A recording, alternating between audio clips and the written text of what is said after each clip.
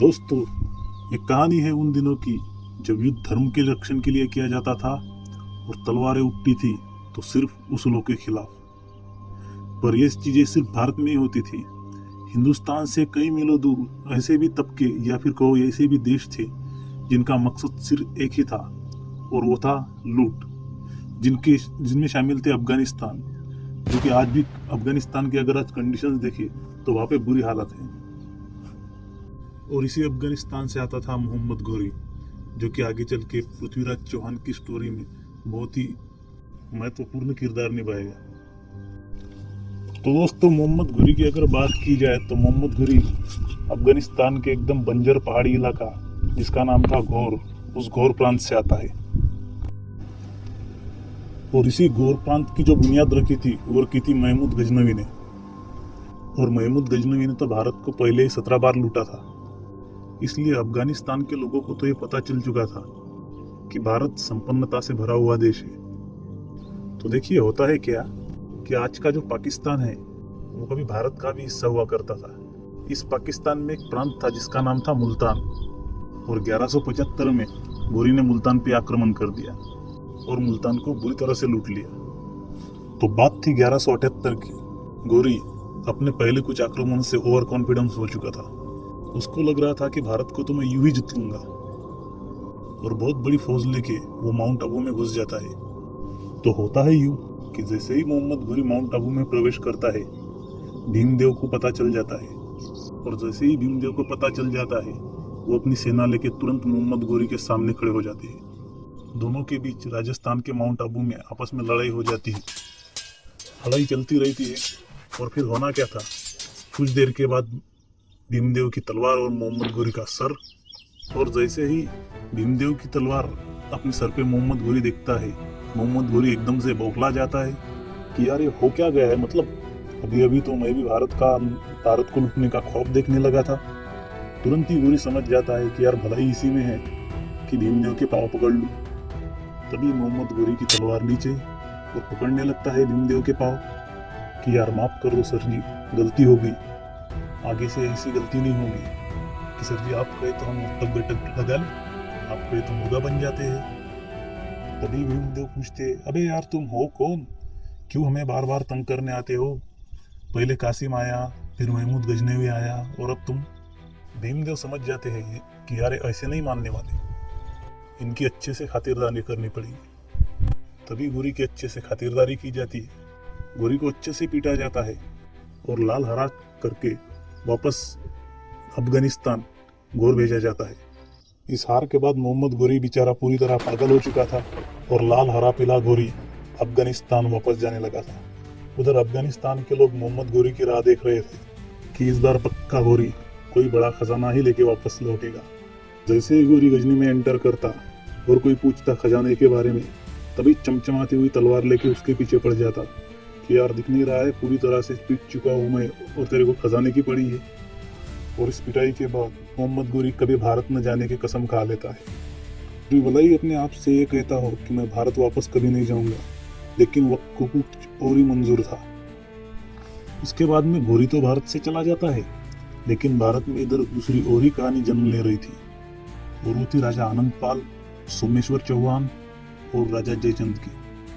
तो दोस्तों, जैसे कि आप मैप में देख ही सकते हो, ब्लू कलर का जो एरिया है वो है अजमेर का, रेड कलर का दिल्ली का, और येलो कलर का कन्नौज का। और ये तीनों राज्य की सीमाएं आपस में जुड़ी हुई थी। अजमेर का शासक राजा आनंद पाल था, दिल्ली का शासक राजा सोमेश्वर चौहान थे, तथा कन्नौज का जो शासक था उसका नाम था राजा जयचंद। तो देखिए, यहाँ पे सीन ये चल रहा है, जो सोमेश्वर चौहान थे और राजा जयचंद थे, उनकी उम्र लगभग 20 से 25 साल की रही होंगी, और जो राजा आनंद पाल थे वो रहे होंगे 50 से 55 साल के।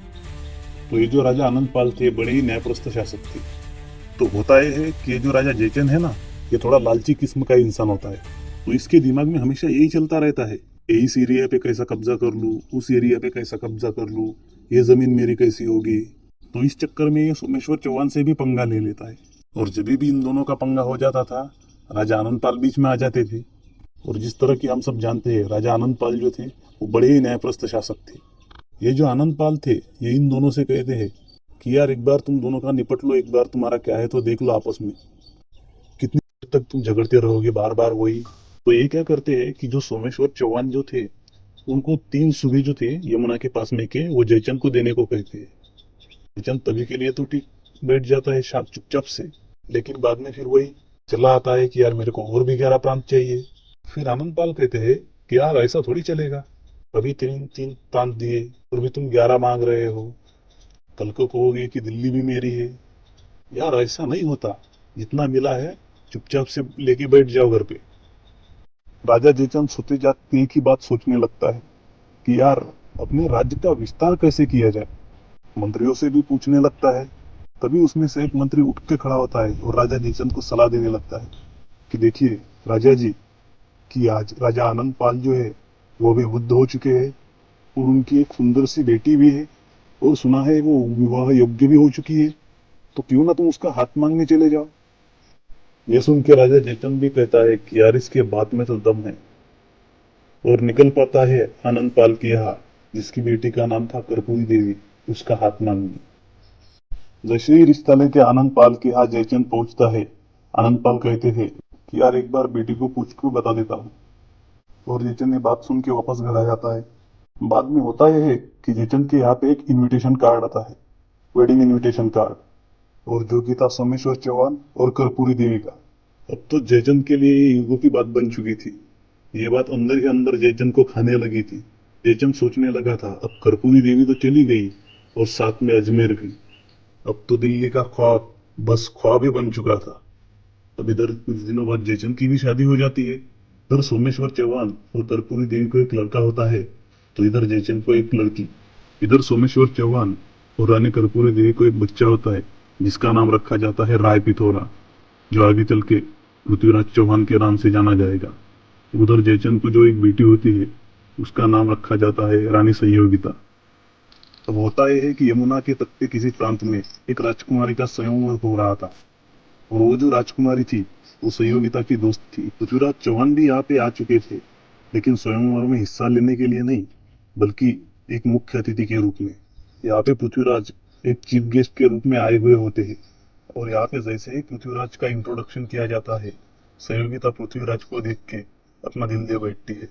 देखो यहाँ पे सीन ये चल रहा है कि पृथ्वीराज को अभी भी रानी संयोगिता मालूम नहीं है, लेकिन संयोगिता पृथ्वीराज को जान चुकी थी। और इस स्वयंवर का फंक्शन अटेंड होने के बाद में सभी लोग अपने अपने घर अपने अपने राज्य चले जाते हैं। कुछ दिनों बाद क्या होता है, पृथ्वीराज चौहान का एक दरबारी चित्रकार था, जिसका नाम था अनिरुद्ध। अभी वो जमाना था जब हुनर की कोई सीमा नहीं थी, और हुनरबाज अपना हुनर दिखाने सीमा पार चले जाते थे। ले वो दुश्मन के सीमा में या फिर कहो दुश्मन के राज्य में क्यों ना चले जाए, उन्हें वहां भी वही इज्जत वही सम्मान दिया जाता था, वही आदरातिथ्य किया जाता था, जिस तरह उनके दरबार में किया जाता था। इसी तरह एक बार अनिरुद्ध अपनी सीमा पार कन्नौज चले जाते हैं, और वहां जाके राजा जयचंद के दरबार में भी चले जाते हैं, और जयचंद से पूछने लगता है कि राजा जी हम आपका चित्र बना दे। जयचंद, जो कि अब थोड़े उम्रदराज हो चुके थे, कहने लगते हैं अरे यार इस उम्र में कहाँ बनाओगे, अब तो चेहरे पर झुर्रियाँ भी आ गई है और दाढ़ी भी सफेद हो गई है। एक काम करो, तुम रानियों के महलों में चले जाओ। उन्हें रानी के महल में भेज दिया जाता है। अब रानियों के महल में जाकर अनिरुद्ध अपना एल्बम दिखाने लगते हैं कि यार मैंने इसकी पेंटिंग बनाई, मैंने इसका चित्र बनाया। तभी रानी संयोगिता की नजर पृथ्वीराज के चित्र पर पड़ जाती है, और कहते हैं ना कि इत्र मित्र चित्र और चरित्र किसी पहचान के मोहताज नहीं होते, वह अपना परिचय स्वयं दे देते हैं। पृथ्वीराज का चित्र देख के रानी संयोगिता दंग रह जाती है, और कहने लगती है कि क्या ये चित्र तुमने बनाया है। तभी अनिरुद्ध कहते हैं हाँ, मैं पृथ्वीराज जी का दरबारी चित्रकार हूँ, ये सब मैंने ही बनाया है। 24 घंटे वो तो हमारे साथ में बैठे हुए रहते हैं। और धीरे धीरे रानी संयोगिता पृथ्वीराज जी के बारे में सब कुछ जान लेती है। अनिरुद्ध को पृथ्वीराज के बारे में सब कुछ पता लेती है, अनिरुद्ध से पृथ्वीराज के बारे में सब कुछ पूछ लेती है, और अनिरुद्ध भी सब कुछ बता देता है। बाद में जब अनिरुद्ध जाने लगता है अजमेर अपने राज्य में, तभी संयोगिता कहती है कि जो पृथ्वीराज चौहान के सारे चित्र है वो मुझे दे दे। इधर अनिरुद्ध भी समझ जाते हैं कि यार कुछ तो गड़बड़ है। जब अनिरुद्ध वापस अजमेर चले जाते हैं, तो घटी हुई घटना की सारी जानकारी पृथ्वीराज को दे देते हैं। उधर पृथ्वीराज भी मुस्कुराने लगते हैं। ये सिलसिला, जो एक स्वयंवर के फंक्शन, बाद में एक चित्र के रूप में शुरू हो चुका था और ये प्रेम में तब्दील हो चुका था। तब पृथ्वीराज ने अपनी राजधानी अजमेर को बना लिया था। आगे चल के पृथ्वीराज और संयोगिता द्वारा एक दूसरे को संदेश भेजे जाने लगे थे। कबूतर भी कन्नौज से होकर अजमेर उड़ने लगे थे। तो कभी अजमेर से कन्नौज उड़ते, तो कभी कन्नौज से अजमेर।